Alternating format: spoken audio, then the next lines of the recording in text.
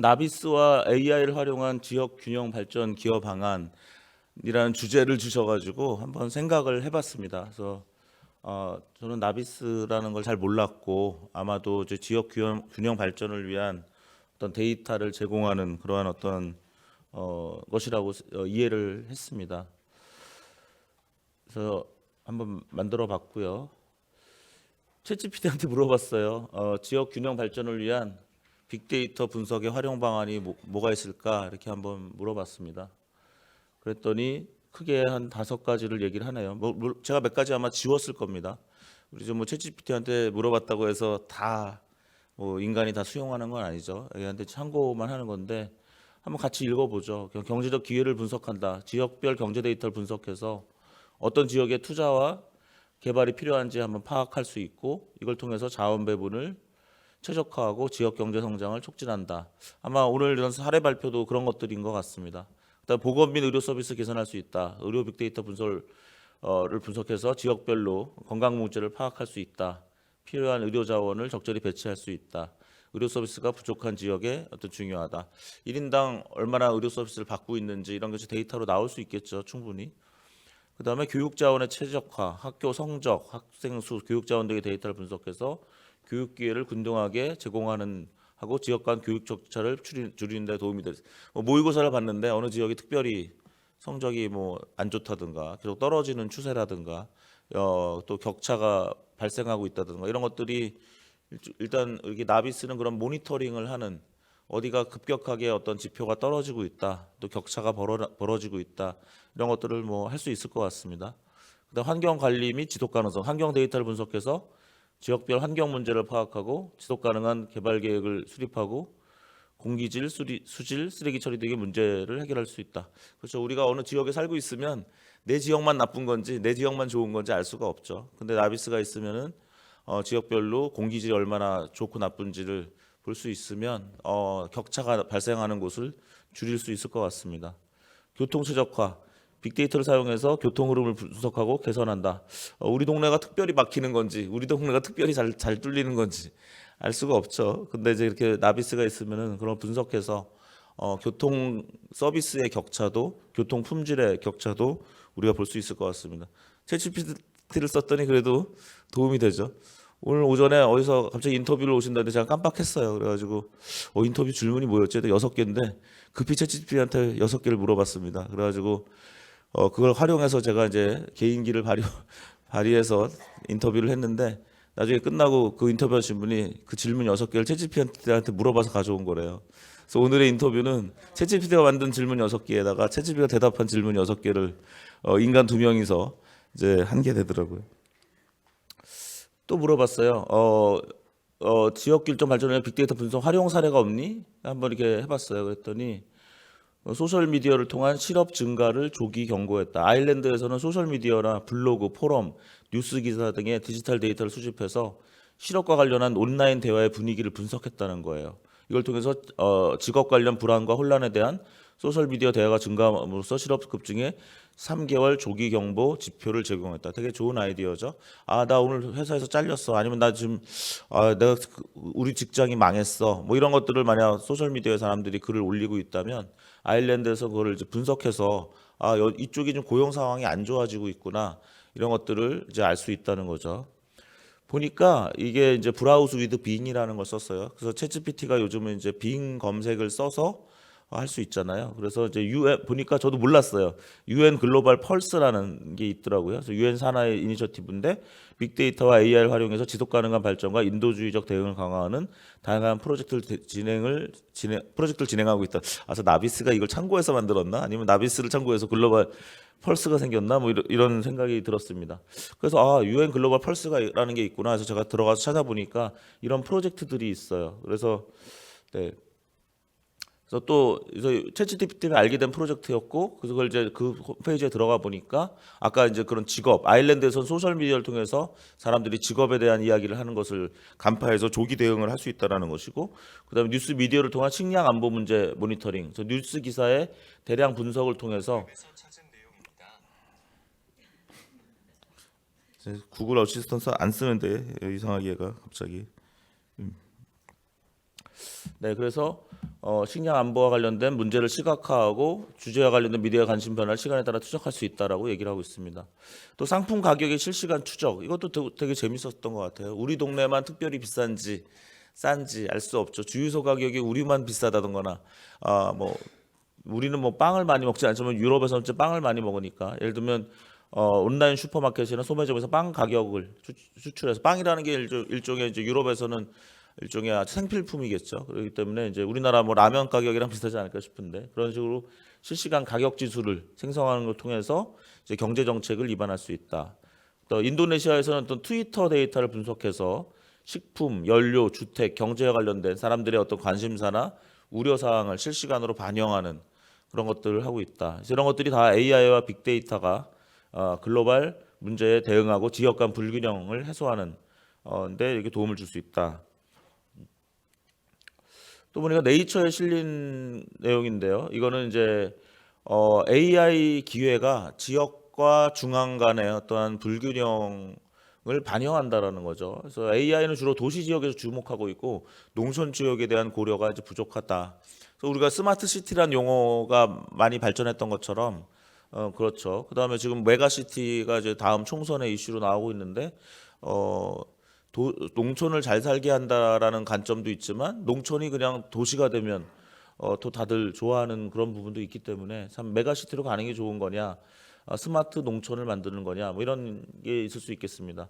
또 하나 이제 이 학자가 주장하는 거는 농촌 지역의 데이터 수집이 오히려 도시의 이익을 위해 사용될 수 있다. 그런 어떤 얘기를 좀 하고 있고요. 예를 들면 농촌 지역에서 수집된 공공 보건 데이터는 오히려 주로 도시 지역의 어떤 정책 수립에 이제 활용된다. 지금 이제 의사 부족에 관련된 문제도 이제 그렇죠. 의사분들은 의사가 왜 부족하냐 이렇게 얘기를 하고 그래서 망하는 병원도 많다라고 주장하는 반면에 이제 농촌이나 지역에서는 의사가 모자르다. 그래서 사실은 같은 문제를 보고도 이제 지역에 따라 이제 달라지는 거죠. 하지만 결국 이제 AI는 이 농촌 지역의 삶을 개선할 잠재력을 갖고 있다. 예를 들면 홍수 및 산불 관리를 위한 AI. 지금 아시다시피 하와이에서도 굉장히 불행한 화재가 나서 그 좋아하던 마우이 섬의 그 라하이나라는 도시가 아예 완전히 이제 잿더미로 변한 그런 사건들이 있습니다. 좀이라도 산불을 우리가 빨리 발견할 수만 있다면서 한국의 뭐 알체라 같은 AI 회사도 미국 캘리포니아의 산불을 계속 감시하는 그런 AI 프로젝트를 하기도 했죠. 우리 사람이 계속 보면은 눈만 아프고, 얼마나 산불이 자주 나겠어요. 산불이 안 날 텐데 그냥 보다 보면 눈만 아프고 한데, AI는 뭐 눈이 아프지가 않죠. 그래서 AI가 계속 산불을 감시하는 그런 것들은 사람이 하는 것보다 훨씬 좋다는 거죠. 그래서 그런 것들이 이제 농촌이 갖고 있는 그런 문제들을 해결할 수 있다. 그래서 이런 격차를 줄이기 위해서는 지역사회와 연구자, 정부의 노력이 필요하다. 뭐 이런 기사가 네이처에 났습니다. 저는 이제 최근에 AI 민주화 또는 보편화 이런 것에 관련된 연구를 많이 하고 있었는데요. 이제 AI 민주화라는 걸 영어로 얘기하면 이제 Democratization of AI 또는 Democratizing AI라고 부릅니다. 우리말로 번역할 때는 민주화라고 하면 약간 정치적인 느낌이 들기 때문에 한국에서는 이제 보편화로 또 번역을 하고 있습니다. 그래서 AI의 보편화라는 것은 AI가 인류의 생존에 위협을 주는가 이런 문제를 포함해서 AI를 통한 어떤 일자리의 변화라든가 양극화 문제 해결, 디지털 사회의 인간의 권리를 선언한 디지털 권리 장전. 우리나라가 이제 윤석열 대통령이 지난 9월에 디지털 권리 장전이라는 걸 발표했죠. 세계적으로 이제 처음 있었던 일인데요. 이제 아직까지는 선언에 좀 불과하죠. 오늘 뉴스에 나온 것도 디지털 권리 장전을 발표는 했으나 그것에 대한 실천이 부족하다. 근데 이제 오히려 나비스 같은 경우는 연결이 되는 것 같아요. 대통령이 얘기한 디지털 권리 장전이 사실은 나비스가 이미 하려고 하는 이제 그런 것들이다, 이렇게 주장하실 수 있을 것 같습니다. 그래서 이런 결국은 AI를 보편화, 민주화함으로써 어떻게 사회에 좋은 역할을 할 것인가, 민주적 가치와 인간 중심의 원칙을 얼마나 부합한 그런 규범을 만들 것이고, 결국 현재 AI 하면 오픈 AI, 구글, 아마존, 오늘도 아마존이 발표가 났죠. 멀티모달 AI를 발표하겠다고 그랬고 12월 달에는 이제 올림퍼스라는 AI를 또 발표하겠다고 했고, 그래서 거대 기업들, 한국에선 네이버, LG, 카카오 이런 거대 기업만 AI를 얘기하고 있는데, 그러면 이제 어떤 디지털 격차가 더 커지겠죠. 그래서 어떻게 개인과 중소기업, 소상공인들이 더 AI를 더 많이 소유하고 개발하고 그다음에 사용하게 할 것인가, 그다음에 선진국과 개발도상국 간의 격차. 오늘은 우리가 지역 격차, 우리 한국 내에서의 지역 격차만을 얘기하지만 사실은 세계적으로 보면은 선진국과 개발도상국 간의 격차, 이런 문제도 같이 이야기해야 될 것 같습니다. 그래서 올해 8월에 이제 Democratizing AI라는 그런 논문이 하나 발표가 됐고요. 옥스퍼드 대학이랑 또 뭐 하버드 대학 이런 데 소속한 저자들이 발표를 했고, 또 가트너에서는 내년에 10대 기술로 10대 기술을 발표했는데 그 중에 하나가 이제 Democratized Generative AI. 그래서 민주화된 생성 AI 또는 이제 아까 말씀드린 보편화된 생성 AI를 얼마나 더 보편적으로 많은 사람들이 활용하게 할 것인가라는 것들이 얘기하고 있습니다. 그래서 AI의 민주화라는 것을 한번 잠깐 설명을 드리면, 아까 이 논문에 따르면은 크게 네 가지의 민주화로 보고 있습니다. 그래서 AI 사용의 민주화, AI 개발의 민주화, 아까 말씀드린 보편화로 번역하셔도 돼요. 그다음에 AI 이익의 민주화, AI 거버넌스의 민주화. 사용의 민주화는 얼마나 많은 사람들이 사용할 것이냐죠. 저는 지금 챗GPT 플러스 유료 회원으로 사용하고 있는데, 여러분들 중에 아직 유료 회원이 아니신 분들은 지금 회원 가입도 못하죠. 예, 당분간 중단됐습니다. 너무 챗GPT 플러스가 인기가 많아서 너무 많은 사람들이 사용하고 있어서 오픈 AI가 11월 14일부로 챗GPT 플러스 신규 가입을 중단한 상태입니다. 사실 오늘이 챗GPT 딱 1주년 되는 날이죠. 2022년 11월 30일 오늘 챗GPT가 발표돼서 지난 1년간 정말 숨가쁘게 달려왔죠. 정말 혁명 중에 혁명이 일어났습니다. 얼마나 느끼시는지 모르겠어요.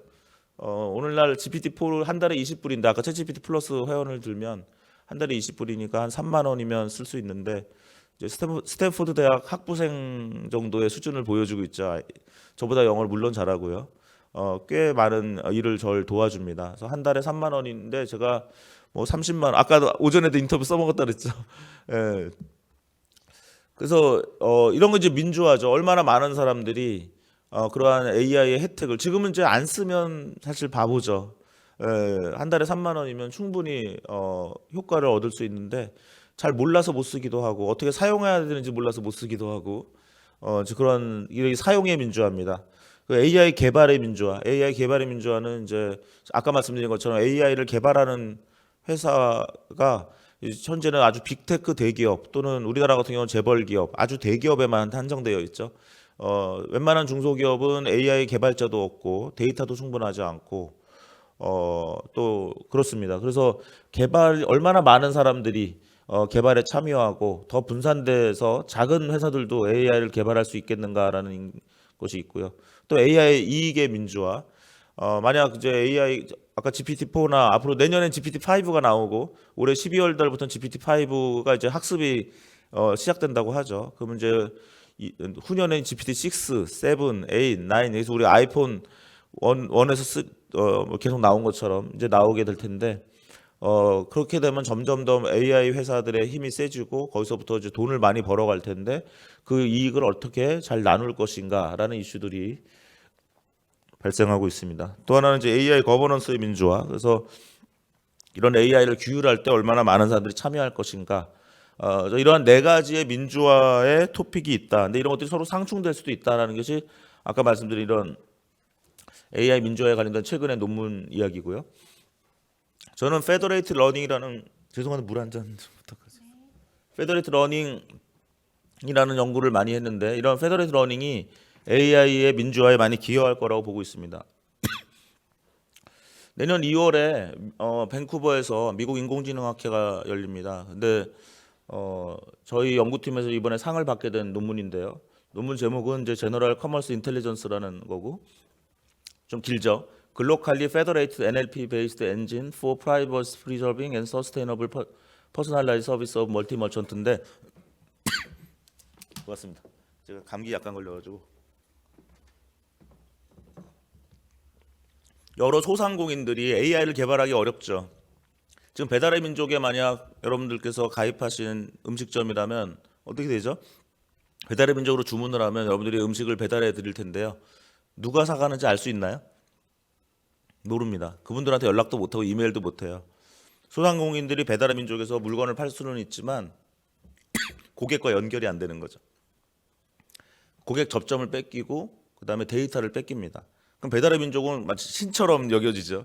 어느 동네에서 어떤 주문이 몇 시에 일어나고 있구나. 그 정보는 오직 배달의 민족에만 집중되죠. 그러니까 점점 배달의 민족의 힘이 세지고 소상공인들은 힘을 잃어갑니다. 이제 그런 것들이 현재 문제고요. 제가 연구했던 거는 이런 어떤 이제 여러분들께서는 오늘 나비스 지역 균형 발전을 위해서 있지만 저는 이제 전체적인 경제에서의 어떤 균형 발전에 기여하려고 이런 논문을 쓰고 연구를 한 건데요. 그래서 소상공인들도 그런 AI를 가지게 되고 그다음에 데이터를 빅테크 플랫폼에 뺏기지 않고 할 수 있는 방법이 있겠는가 한 것들을 연구한 거라고 보시면 되겠습니다. 소상공인들은 이런 데이터 이제 여러분들 소비자로서는 내가 어떤 음식점에 가기도 하고 어떤 호텔에서 자기도 하고 어떤 물건을 사기도 하고 뭐 여러 가지 활동을 하는데 그러한 어떤 영수증이 다른 사람에게 노출되기를 원하지 않으시겠죠. 그다음에 여러분들이 비즈니스 하실 때도 여러분들의 매출 내용이 다른 비즈니스나 빅테크 플랫폼에 노출되지 않기를 원하실 거예요. 근데 지금 울며 겨자 먹기로 네이버 스마트 스토어, 쿠팡, 배달의 민족에 다 모든 것을 노출당하고 있고 그다음에 그 과정에서 모든 것이 고객 접점까지 다 뺏기고 있는 그런 상황이라는 거죠. 그런 걸 타개하기 위해서는 이런 머천트들은 자기의 매출 정보를 빅테크 플랫폼에 보여주지 않아야 된다는 것입니다. 근데 보여주지 않고도 AI를 만들 수 있느냐? 나는 AI 개발자가 없어요. 그죠? 소상공인이니까. 데이터는 내가 판 데이터밖에 없어요. 그래가지고는 개발자도 없고 데이터도 부족한데 AI를 개발할 수가 없겠죠. 근데 이제 이런 방법이 있다라는 것입니다. 그래서 저희가 연구했던 거는 어쨌든 이 GPT라는 게 뭐죠? 다음 단어를 예측하는 기계잖아요. 그래서 저희는 다음 구매를 예측하는 기계를 만들어서 그 기계를 만드는데 그 데이터는 이 데이터를 다 수집하는 게 아니라 우리 AI가 거기 가서 데이터를 학습하고 다시 돌아와서 이 AI를 다른 소상공인들과 같이 공유한다. 그런 개념이라고 보시면 되겠습니다. 시간이 많지 않아서 이런 엔진을 만들고 나면 이걸 해서 타겟 마케팅도 할 수 있고 제품 브레인 스토밍도 할 수 있고 뭐 이런 여러 가지 이제 상인들이 하고 싶어하는 AI 기능들을 이제 만들 수 있다는 것이고요. 페더레이트 러닝에 대해서 잠깐 말씀을 드리겠습니다. 병원 3개가 있어요. 병원이 만약 1,000명, 2,000명, 3,000명의 환자 기록이 있다고 합시다. 그러면 6,000명의 환자 기록을 가지고 AI를 만들면 굉장히 고성능의 AI를 만들 수 있을 텐데 각 병원장들도 이 환자 기록을 다른 데다가 노출할 수가 없어요, 법적으로. 그다음에 각 개인 환자들도 내 병원 기록을 다른 AI 만드는 데 쓰는 걸 원치 않는 거죠. 그럼 병원장도 원치 않고 환자도 원치 않습니다. 그럼 데이터가 공유되지 않으면 AI를 만들 수 없다고 생각한 게 기존의 생각이었어요. 근데 2017년에 구글과 마이크로소프트가 다 펀딩을 해서 만든 발명하게 된 것이 이제 연합학습이라는 페더레이트 러닝이라는 기술인데요. 데이터는 그대로 있고 AI가 표준화된 AI가 만들어져서 얘가 각 병원 3군데에 가가지고 학습을 합니다. 학습한 결과에 웨이트만 합치면 가중평균을 하면 글로벌한 AI가 만들어지는 거죠. 뭐 이런 논문은 지금 하루가 다르게 계속 발표되고 있습니다. 네이처에도 계속 발표되고 있고 이 경우에는 지금 20개 병원인데요. 여기 한국의 병원도 있어요. 그래서 코비드-19 환자가 들어와서 이 사람이 폐사진을 찍었는데 이 사람이 죽을지 말지를 예측하는 그러한 AI를 만들어야 되는데 20개 병원이 다 환자 데이터를 오픈할 수가 없는 상황이라는 거죠. 그러면 AI 모델을 만들어서 20개 병원에 보냈습니다. 그래서 각각의 병원에서 학습을 시켜고 그 학습된 20개 모델을 가중평균에서 하나의 모델로 만들었어요. 그래서 그 모델을 다시 병원에 보내줬더니 모든 병원에서 각자 개발한 것보다 훨씬 더 퍼포먼스가 좋았다라는 거고요. 가장 큰 병원은 퍼포먼스 갭이 별로 크지 않죠. 하지만 작은 병원들은 퍼포먼스 갭이 커요. 그럼 결국 페더레이트 러닝 후 이런 걸 개발해주면 소상공인, 중소병원이 훨씬 더 이익을 보게 된다는 것입니다. 그런데 이 AI를 서로 공유하면 내 AI를 남한테 공유하는 게 싫은데 이렇게 얘기할 수도 있는데 그 중에서 그 웨이트의 25%만 공유해도 퍼포먼스 차이가 크게 나지 않아요. 그러면 당신의 AI를 공유하고 싶지 않으면 파라미터 중에 25%만 공유해. 그러면 그 25% 가지고는 퍼포먼스가 확 떨어지겠죠. 하지만 20개 병원이 25%만 공유한 그 AI를 합치면 전체 글로벌 퍼포먼스를 도달할 수 있다. 그래서 요즘은 네이처나 많은 탑 저널에 이러한 페더레이트 러닝을 이용한 AI 연구가 굉장히 많이 보도되고 있다라는 것입니다. 그래서 이제 월드 이코노믹 포럼 같은 데서는 Let's stop talking about data sharing. 이제 이번에 윤석열 정부에서 디플정이 나와가지고 디플정에서는 맨날 이제 정부 기관들 데이터 공유하라고 그러고 기업들 데이터 공유하라고 하시는데 좋긴 좋아요. 하지만 데이터를 공유하고 싶은가요? 여러분 스마트폰에 있는 사진 데이터 여러 데이터를 다 남들과 공유하고 싶은가요? 예, 데이터는 그 조직, 그 개인 그 자체거든요. 우리가 데이터를 다른 사람한테 만약 여러분들이 일거수일투 족을 다 누가 안다. 그럼 여러분들은 인격이 있는 겁니까? 없는 거거든요. 그죠? 결국은 데이터는 나 그 자체예요. 그래서 예를 들면 지난주에 한국을 방문한 옥스퍼드 대학의 카리사 벨리즈 같은 경우는 데이터의 판매를 금지시켜야 된다는 거예요. 우리가 저 장기를 안 팔잖아요. 콩팥 팔고 이러지 않잖아요. 그런 것처럼 그다음에 우리가 투표권을 안 팔잖아요. 예, 투표할 수 있는 권리. 야, 난 투표 안 해도 돼. 네가 대신 내 거 투표해라. 그 대신 나한테 10,000원 줘. 이렇게 하고 싶은 사람도 있을 거 아니에요. 하지만 우리는 투표권도 팔지 않고 우리의 장기도 팔지 않는 것처럼 우리의 데이터도 팔아서는 안 된다. 라는 주장을 하는 카리사 벨리즈 같은 교수도 있어요. 근데 카리사 벨리즈한테 제가 얘기했죠. 당신 말을 난 100% 동의하는데 데이터를 팔지 않고도 AI를 만들 수 있는 방법이 있어. 페더레이트 러닝이라고 알아? 그랬더니 또 모르시더라고요. 그러니까 철학자분들은 좋은 철학을 생각하지만 AI 기술을 모르는 그런 또 한계점이 있더라고요. 그래서 우리가 어떤 이런 데이터의 프라이버시를 지키면서 또 데이터의 경우는 프라이버시 문제뿐만 아니라 데이터를 주게 되면 지역 불균형이 생긴다라는 것입니다. 그래서 지금 오히려 월드 이코노믹 포럼은 벌써 이런 기술이 있다는 걸 알고 야, let's stop talking about data sharing. 데이터 쉐어링 하자고 좀 하지 말자라는 거죠. 미국에서도 어떤 일이 일어나냐면 돈 세탁을 방지하려고 은행 간에 은행 내에서 돈 세탁이 있는데 이걸 방지하려면 은행의 모든 트랜잭션을 중앙에서 알면 좋죠. 하지만 그것을 은행들이 원하겠습니까? 원치 않죠. 그래서 처음에는 데이터를 다 쉐어링 하자라고 MOU를 맺었지만 20개 국가가 맺었지만 안 된다는 거예요. 데이터를 쉐어링하는 건 대부분 사람들이 원하지 않는다.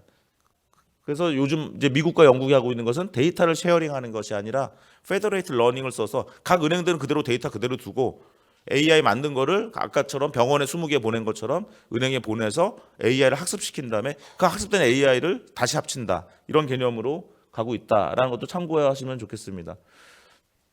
이건 넘어갈게요. 저희 연구실에서 이제 트랜스포머 모델 중에서 이 안에 있는 코어 모델만 페더레이트 러닝하고 이쪽은 페더레이트 러닝 안 한다는 그림을 보여드리려고 했는데 저 시간이 많이 걸리는 것 같습니다. 그래서 디지털 권리장전 우리 윤석열 대통령이 9월달에 아까 발표해서 되게 멋진 한국이 이제 웬만하면 한국은 다 1등을 해야 돼요.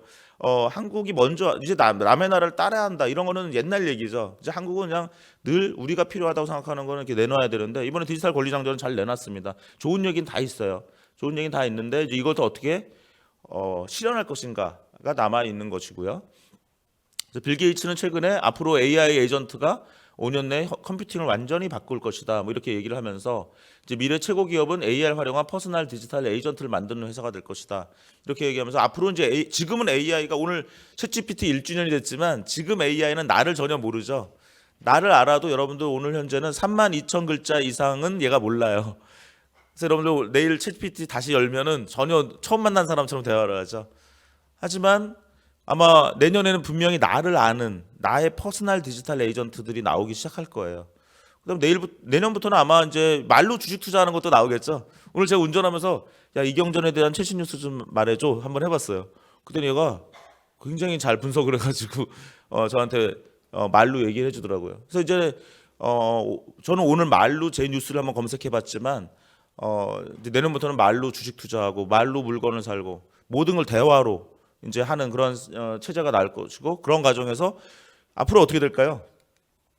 이제 모든 AI 에이전트에 대한 직접 판매와 직접 구매가 되겠죠. 지역 규형 발전이 되려면 포항에서 과메기를 잡는 상인이 그냥 오늘 과메기 100마리 준비돼 있어 하고 자기 AI 에이전트한테 얘기하면 뭐 서울에 있던 전국에 있는 분들이 야 나 과메기 20개만 좀 사고 싶어 이렇게 얘기하면 나의 에이전트와 과메기 만드신 분의 에이전트가 서로 협상을 해서 바로 간다는 거죠. 예, 모든 식당도 마찬가지죠. 밀키트를 만들면 오늘 밀키트 30개 팔고 싶어. 또는 내 지역 상인이 오늘 생선을 파는데 생선이 좀 5개 남았어.